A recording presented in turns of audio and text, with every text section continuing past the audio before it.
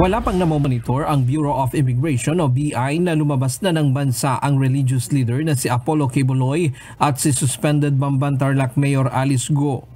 Batay sa latest travel records ng BI, hindi pa nila namomonitor na dumaan sa mga pantalan at paliparan paalis ng bansa si Mayor Guo at mga kasama nitong akusado sa human trafficking dahil sa illegal na pogo sa Bamban Tarlac. So far po doon sa records natin kay Mayor Alice Guo and Guo Huaping, wala po tayong nakikita na recent travel records niya palabas po ng bansa. Pero ayon kay Sandoval, dahil lookout bulletin lamang ang inisyu ng Department of Justice, maaari pang lumabas ng bansa sina Mayor Guo kung wala silang ibang kaso.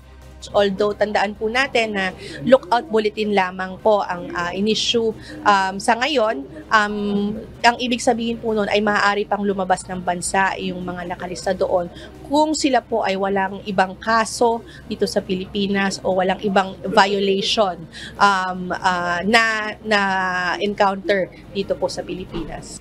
Nag-utos na ng pag-aresto ang Senado kay Mayor Alice Guo dahil sa patuloy nitong hindi pagsipot sa kanilang pagdinig. Samantala, wala ring namomonitor ang Bureau of Immigration ng paglabas ng bansa ni Apollo Quiboloy. Matatandaang may nakapataw na 10 million pesos na reward sa sinumang makapagtuturo sa kinaroroonan ng religious leader. So far po, wala pong recent travels, Pastor Apollo Quiboloy po. Wala po tayong nakikita na recent travels pa niya. Ryan Lacanlale, UNTV News and Rescue. Diyos ang aming sandigan, serbisyo publiko ang aming pinahahalagahan.